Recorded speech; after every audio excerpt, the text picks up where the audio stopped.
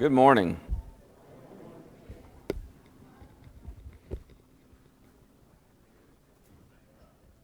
I told somebody I like to, especially when Johnny has a class, and that gives folks options. And so if I have a class that I know some people are not as into the study of history or whatever, so at least that gives you options if somebody wants to go to Johnny's class. But we are going to continue with our study of Hebrew history, working our way through that history of the Jewish nation as God is preparing them to bring forth the Messiah. That's the purpose of all that God is doing in the Old Testament. It's all leading up to the Messiah, of course, who's Jesus the Christ. So we've begun a study of that. We've gone really up through, we left off right where Rehoboam so foolishly digs in, as we would say, and decides he's not going to make things easier on the nation, and they decide to break off. This is, to me, and I know not everybody is into a historical study, but to me it's fascinating to watch this and to see the thread of redemption as it is woven throughout the text of the Old Testament. Several others have told me they've enjoyed the study, and so I wanted to continue that. And as I said, that's one reason why I like to do that when Johnny has a class. So if it's not somebody's top choice to study, there's another option there for an adult class.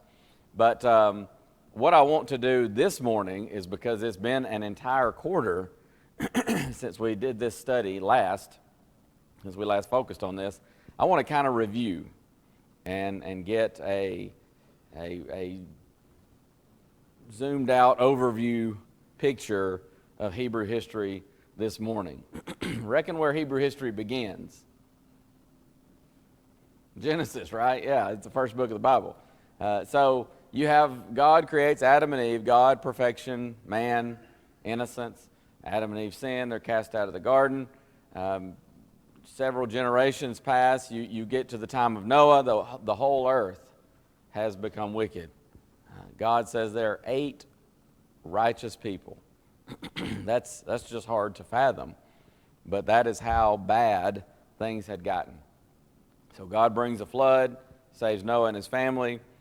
They come off the ark, and it's not very long after that these people, they decide they're going to build a tower. We call it the Tower of Babel. It means confusion, right? And so, and of course, if you know this account, you know why it's called the Tower of Babel or the Tower of Confusion. They are unified. They're building this tower. They want to build the tower to reach to heaven. Part of that is they want to make their name great.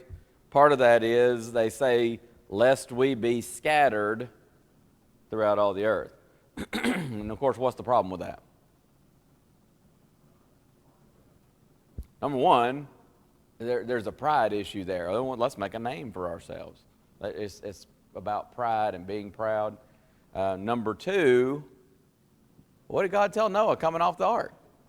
He says, go forth, multiply, spread over the face of the earth.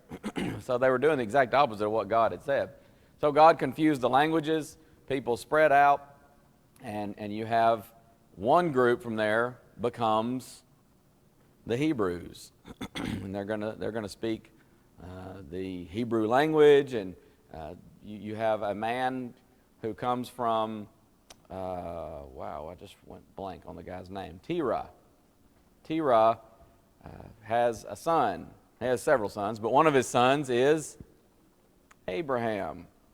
And so God tells Abraham in Genesis 12, get out of your country, get out of your father's house, and go to a land that I will show you. I'm going to make of you a great nation. Bless him that blesses you, curse him that curses you, and in you, Abraham, shall all families of the earth be blessed. That's one of those great messianic prophecies. The Jews, even later on down through the years, they're going to become very prideful. We're God's people. We're God's special people. And they were in a sense. God had a special covenant with them. But it wasn't that God didn't care about other people. And sometimes, not all the Jews, but some of the Jews would get this superiority complex, like we are just so great. And God's going to remind them over and over again, Deuteronomy 7 and other places, God didn't choose you because you were so great in number. You were the least in number. God didn't choose you because you're so great. It's quite the opposite. You many times are just rebellious and disobedient.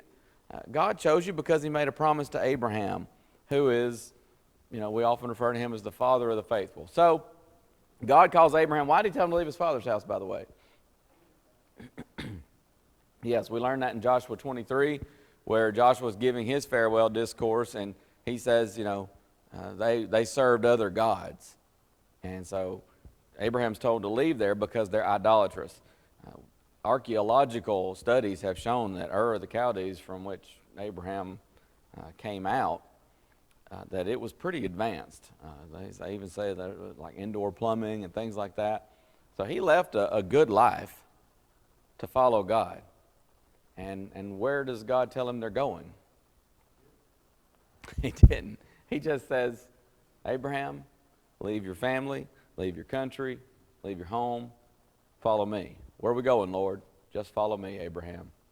And Abraham, no wonder we call him the father of the faithful. He says, okay.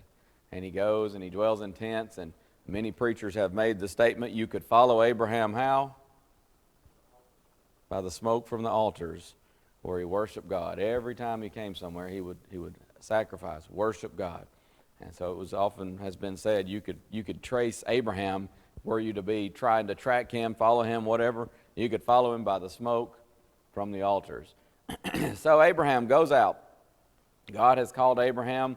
He leaves home, leaves his father's house, and he begins to follow God. And of course, God's promise to Abraham was father of many nations, which was interesting. Why? He had no children. And not only that, but what? He's not exactly a young man, is he?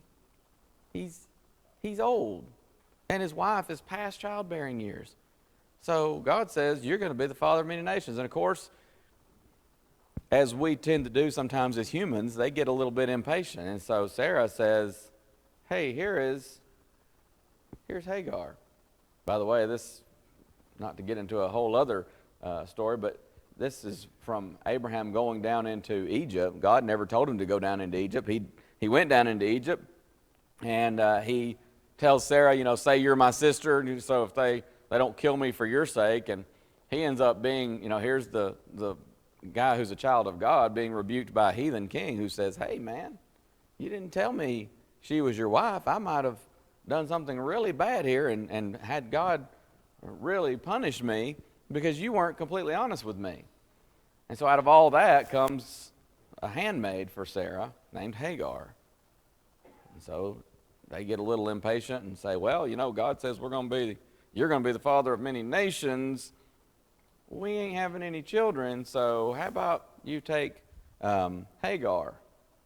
And so Hagar conceives, and she bears a son. What's his name? Ishmael. What's the significance of Ishmael even to this day?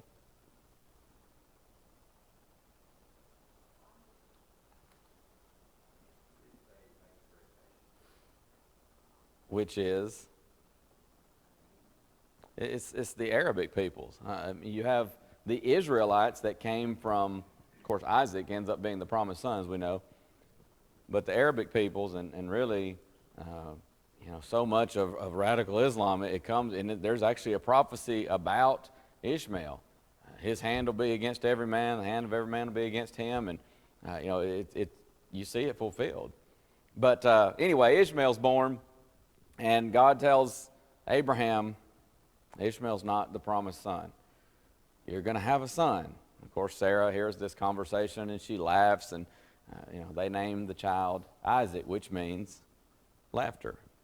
So Isaac is born. Ishmael is mocking him one day, and so Sarah is upset. She says, send them away, and that's when this prophecy happens. She goes out into the desert, and they're starving to death, thirsting to death, and she puts the child over here, Hagar does, and she says, I don't want to see the child die. An angel of the Lord appears to her and says, hey, you're going to be okay. Your son's going to grow up. He's going to be a father of many nations. But then the prophecy about, people being against him being against people. So then the text goes and focuses more on Isaac, right? Because this is the descendant through whom all nations, all families of the earth are going to be blessed. This is the descendant that is going to be the ancestor, who is the ancestor of the Messiah. And so Isaac,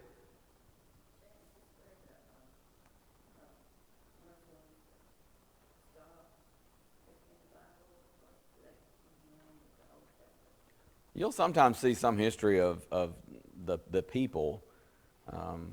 Babylon is modern day Iraq pretty much. But there's a lot of changing of hands and different, the Islamic religion, Muslim religion is not going to come along for centuries. It'll be, I'd have to go back and research that, but it's centuries after Isaac and Ishmael. And it's interesting, by the way, Isaac and Ishmael, they seem to have made peace, but that prophecy did hold true. So Isaac gets married. Who's his wife?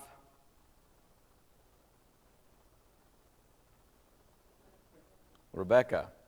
Reagan Rebecca. I was going to say, better get that answer right. But Rebecca was Isaac's wife, and they had 2 sons, twins, Jacob and Esau. And of course, they strove in the womb, and there was some prophetic prophecy going on there. Jacob grabs the heel, and he hence the name. Jacob means supplanter, right?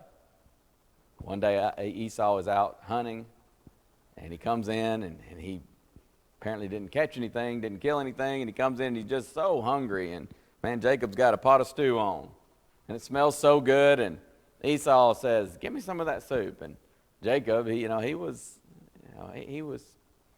grew up, and he matured and changed, and it's a great lesson there. People can grow in faith and change. But let's face it, in his early years, he was pretty conniving, wasn't he? Esau's going to say later on, isn't your name rightly called Jacob, supplanter? Because that's what you keep doing, supplanting me. And buddy, he did. He says, you want some soup? Give me your birthright. Esau was the firstborn. How about that birthright? Smells good, doesn't it? Boy, it tastes good too. Just give me that birthright and you can have all you want. And so he tricks Esau. He didn't really trick him, but he says, I'm going to get that birthright. Esau foolishly, and not to take away from Esau's foolishness. In fact, over in the book of Hebrews, it's really going to center in and say, Esau, come on, profane. He profaned his birthright. He made it something common. He starts, we would say, the kids now say, he starts being a drama queen. Oh, what good is this birthright if I starve to death? Was he really on the verge of starving to death? I kind of doubt it. But he's sitting there saying, oh, I'm starving, and a birthright's no good if you're dead. So sure, you can have the birthright. Just give me some of that soup. So he sold his birthright for a bowl of soup. Isn't that something? So at that point, now Jacob has the birthright. Well, that's pretty interesting because there were special blessings associated with the birthright that Jacob never would have gotten. And God had, again, there's some prophecy pertaining to Jacob. Then you fast forward a little bit, and Isaac is getting old, and he knows he's not much longer for this earth. As it turns out, interestingly, he actually was quite a bit longer for this earth. He thought the end was near. And so he tells Esau, go out and kill a deer. Bring me some venison. He loved how Esau fixed the venison. He wants him to go out and bring him some venison. I just want to eat some of that before I die. He thinks, apparently, that his death is imminent. But he actually lived on for quite a number of years, at least 14, right? So Esau heads out, and Rebekah says, hey, Jacob, come here. Here's what I want you to do.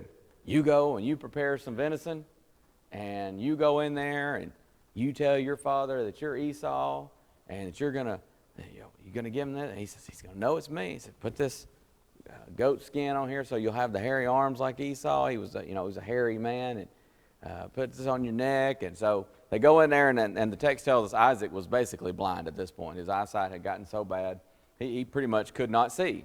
So he goes in there, and Isaac says, that's strange. It sounds like Jacob, but it smells like Esau. Smells gamey. He's been out hunting, and he's got the hairy arms. And so he pronounces a blessing. I don't know, but that there might have been some providential working, maybe even beyond providence, because there's prophecy being fulfilled here. So he pronounces a blessing on Esau. And of course, this all goes back to Esau selling that birthright, not to justify what Jacob did. Again, Jacob could be pretty conniving, right? And here's another example. And his mom is not innocent in this. And there's a whole other conversation we could have about playing favorites with children and how that never turns out well, does it? And Jacob's not gonna learn, or maybe he does learn from his parents, and he's gonna have a favorite. And who's his favorite? Joseph. How did that turn out? Terribly. It turned out okay, but it turned out okay in spite of his playing favorites. So, there are a lot of problems that come from that. Jacob gets the blessing. Esau comes in and says, here I am, Father. I'm ready to, I've got your venison prepared, and I'm ready to receive that blessing of the birthright and the firstborn. He says, in fact, the text says, Isaac began to shake, and he realized what had happened. It seems probably his mind was not 100%, because he does, there's some confusion at first when Jacob comes in there. He says, well, it smells, he has the smell of Esau, someone who's been out hunting and an outdoorsman. He's hairy, but it kind of sounds like Jacob, and he's sort of confused, but he goes on ahead, and now he realizes he's been duped. And he says, what can I do, son? I've given him the blessing. And Esau says, well, I know what I can do. And what's Esau say he's going to do? I'm going to handle this. Yes, sir.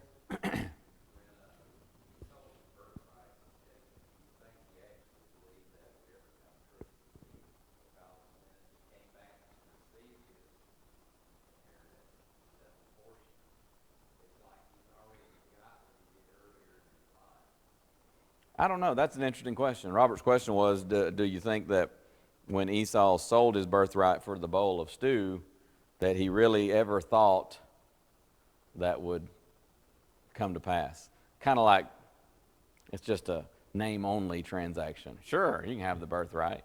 And in the text in Hebrews tells us later on, he profaned it. In other words, he treated it like something common. He didn't, hold it as something special, set apart, consecrated, sanctified, whatever synonym we want to use for that. So I don't know, maybe not. He maybe why he was so quick to sell it. I mean, he does kind of rationalize with himself, well, what good is it if I'm starving? Maybe he forgot about it.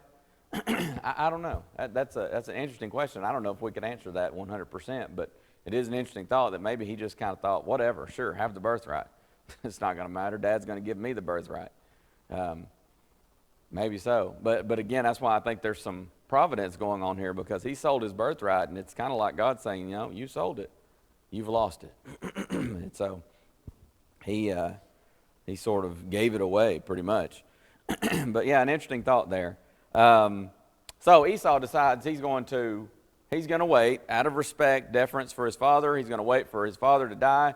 And he says, as soon as Dad is gone, Jacob's going to be gone. I'm going to handle this. I've had it. He's supplanted me so many times, and we're done with this.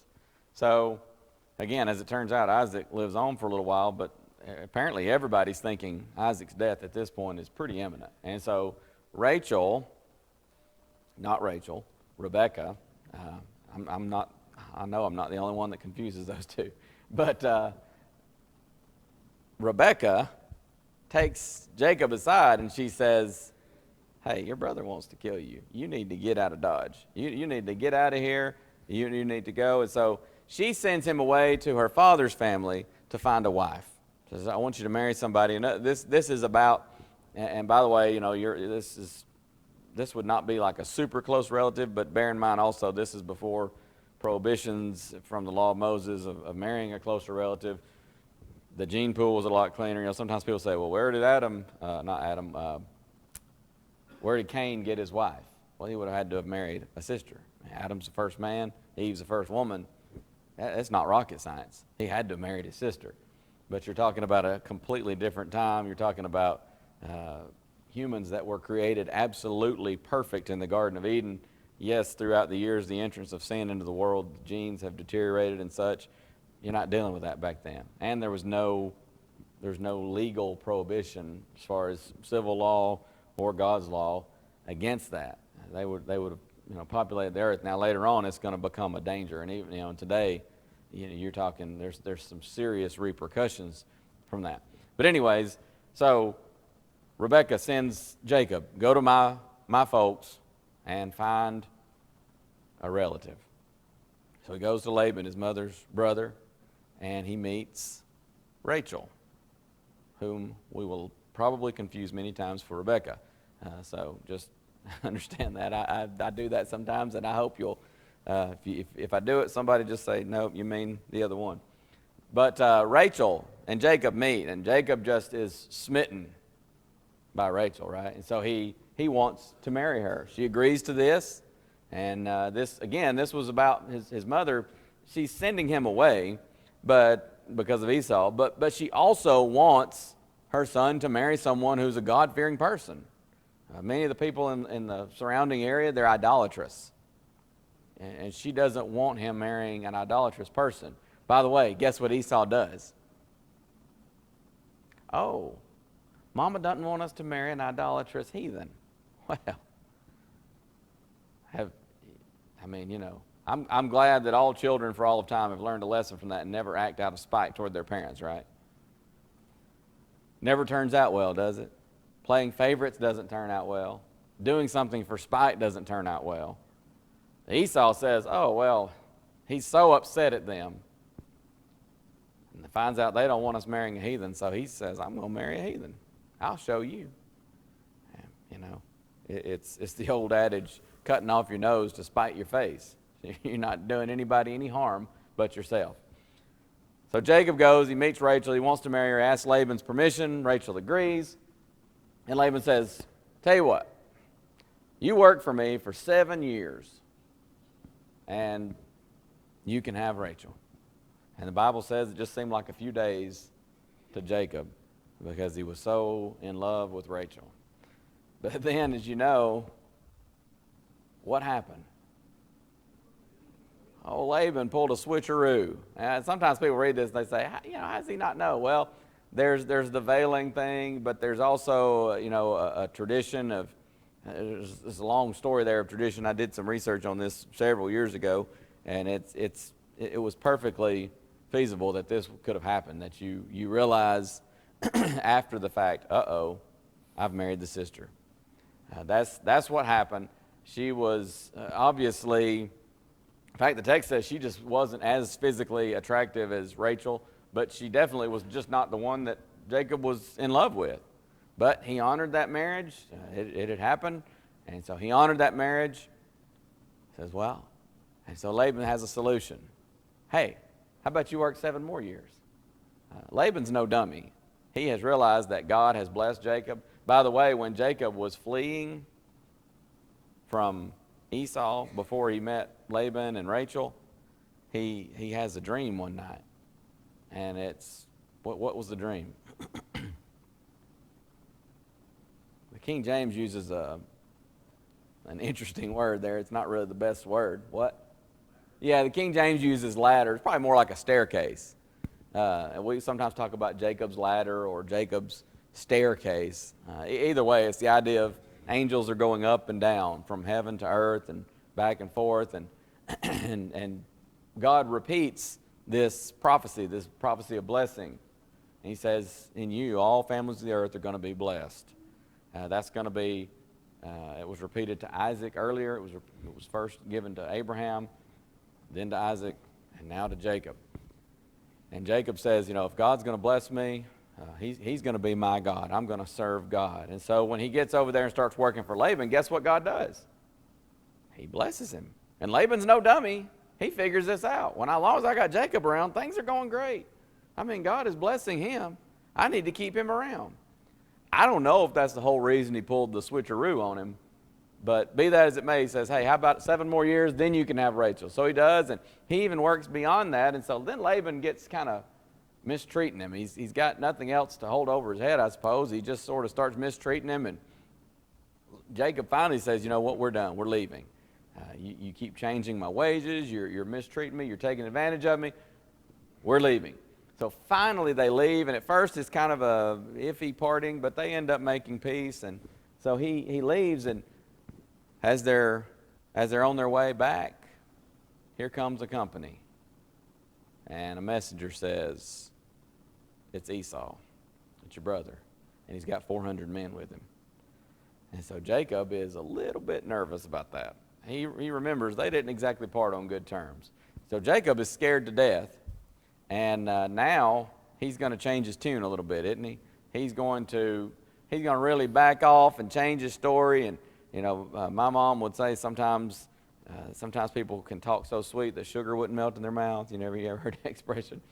He sends a gift. He separates them into companies, and maybe if he attacks one company, the others can flee.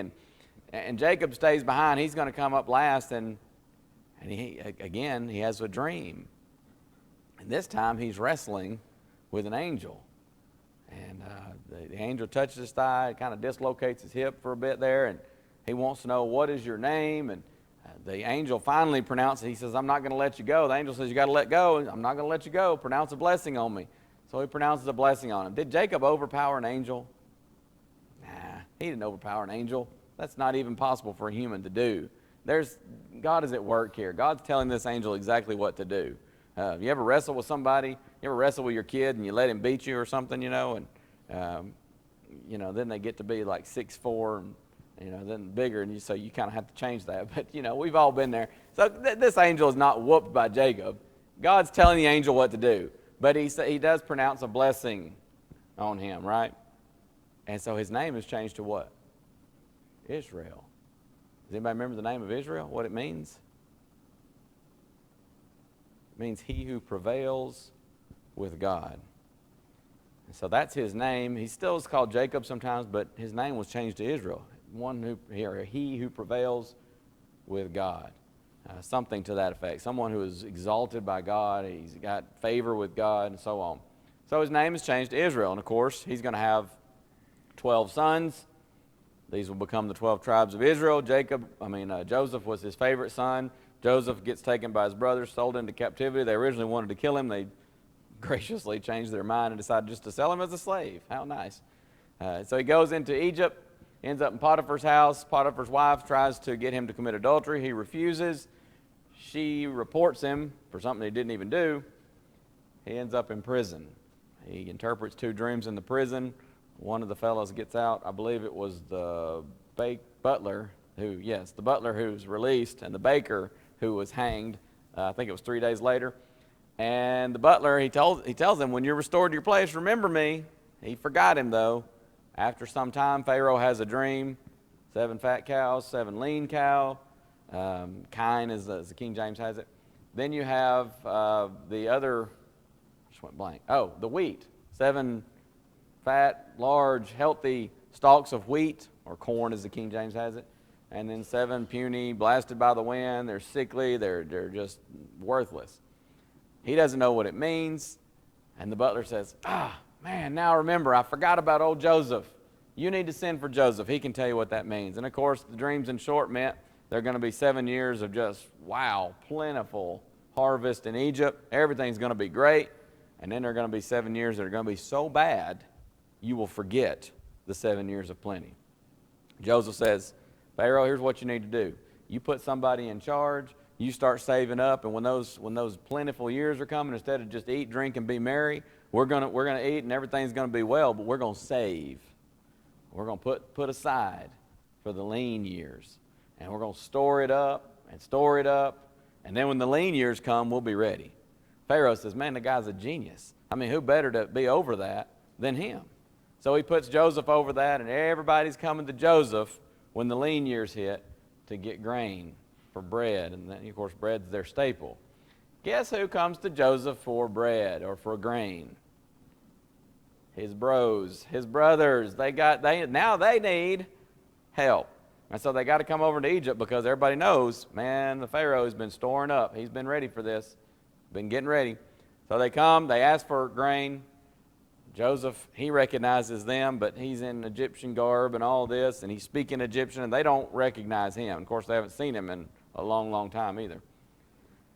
So he tells them, do you have any more brethren? And, of course, who was the baby? Benjamin. They'd left him at home. He says, I want to see your baby brother. If I don't see him, you're not going to see my face again. So they go back, and Joseph tells his servants, you put all their money back that they paid for the grain. So they go home, and they got all their money, and they say, oh, no. This guy's going to think we have stolen from him. We can't go back. And they say, did you not hear what he said? If we don't go back, we don't get to see his face again. And they left a brother. And so what are we going to do? Jacob says, you're not taking Benjamin. No way, no how.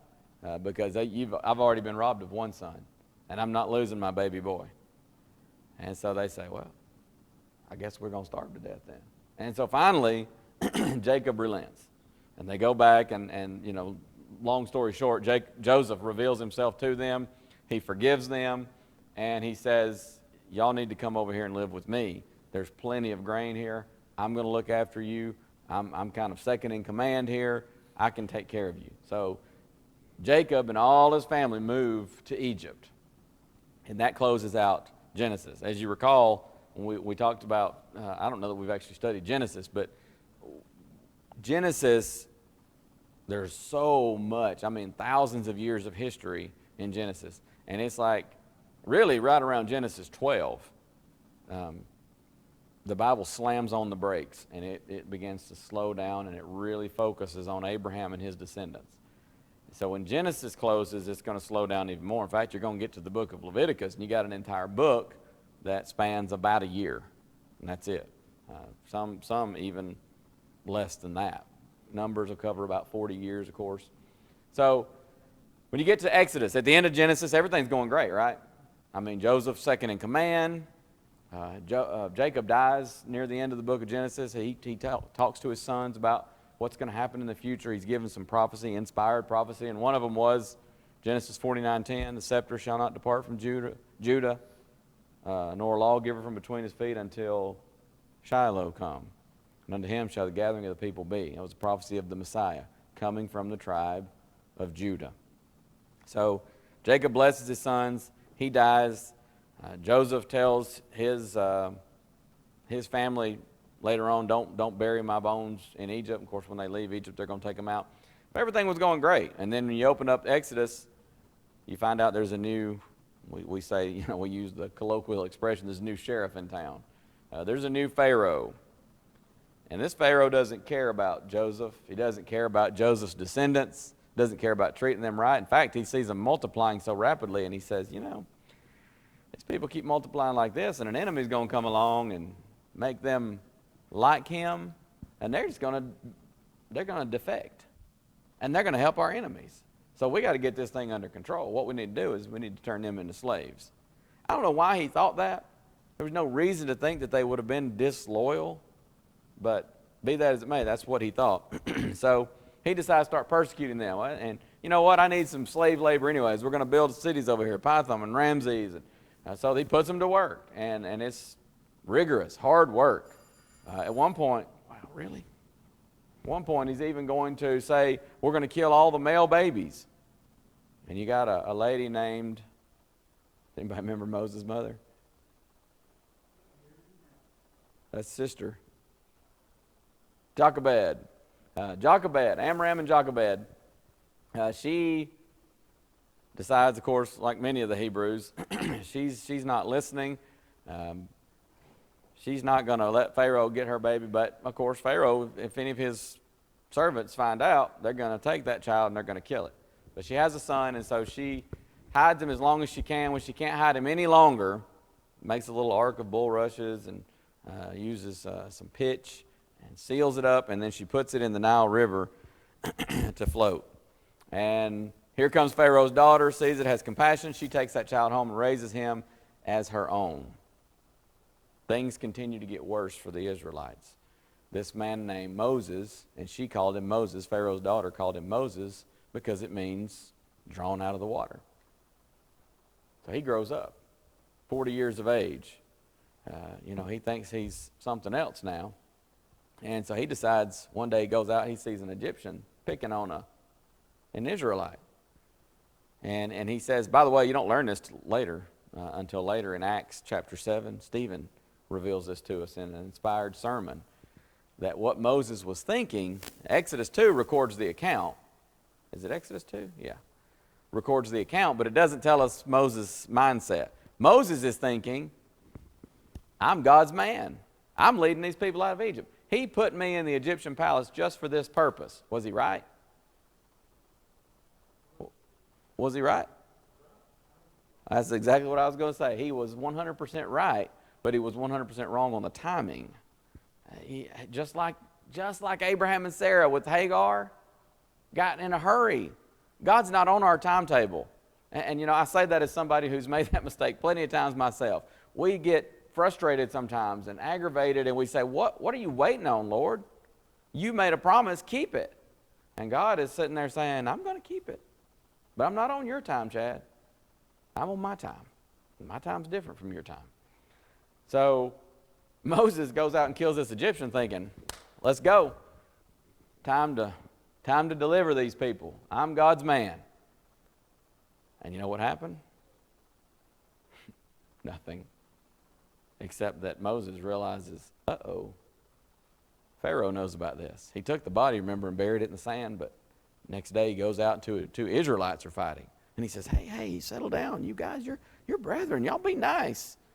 And one of them doesn't sound like too nice a guy. He kind of, what are you going to do? Kill me like you killed that Egyptian yesterday? And you can almost see Moses going, whoa, man, keep that down. How do you know about this? And Moses realizes, there's a lot of people that know about this. So now Moses is on the run. And he heads off into a place called Midian. Now he's running. And can you imagine what must have been going through Moses' mind? I mean, why did God have me there in the palace? I thought I was going to be the one to deliver them. And now I'm just off on the run. Not only am I not living with my family, I'm not living in the palace. I'm living in the wilderness in a tent. I don't even know if he had a tent at that point. Man, that had to be frustrating. That had to be aggravating, discouraging.